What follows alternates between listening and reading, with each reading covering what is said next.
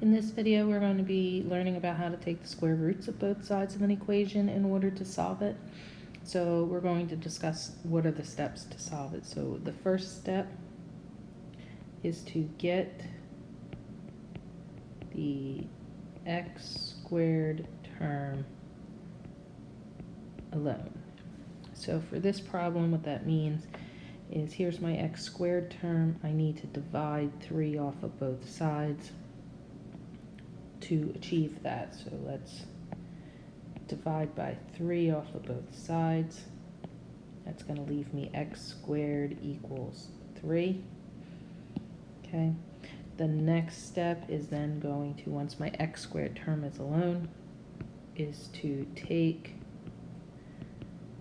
the square root of both sides.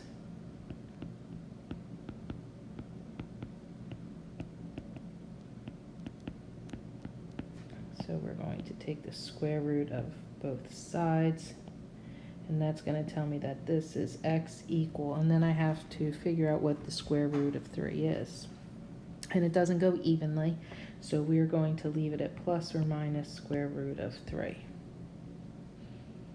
Okay, and we do need to remember that plus or minus, as both are a possible answer. Pause the video and try the other side. So as you see on this side, this 4 needs to move first. Then we'll divide by 25, so let's do that. Let's add 4 to both sides. That'll give me 25x squared equals 4. We then need to divide by 25.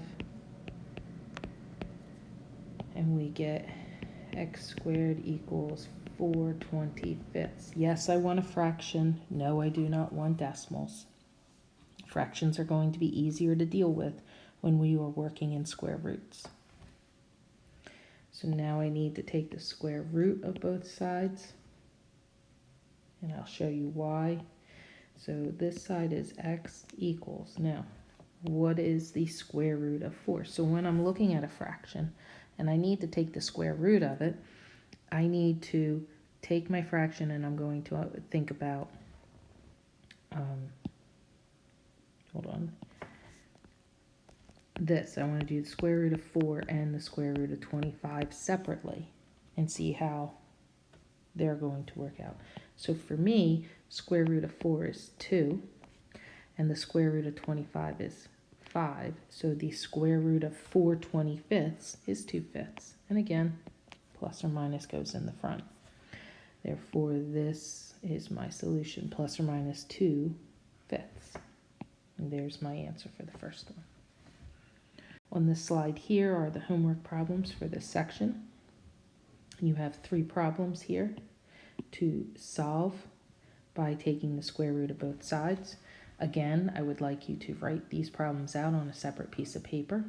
Your notebook would be a good place to do it. Once you have them all worked out, take a picture and send it back to me.